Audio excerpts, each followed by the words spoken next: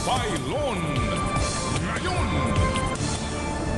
Lagi pong ipinapayo noon sa akin ng aking mga magulang na, anak, mag-aral kang mabuti ha, dahil yan lamang ang aming may papamana sa iyo. Marahil po yan din ang ipinayo sa inyo ng inyong mga magulang, hindi ho ba? Hindi po sila nagkamali. Sadya pong edukasyon lamang ang puputol sa tanikala ng kahirapan.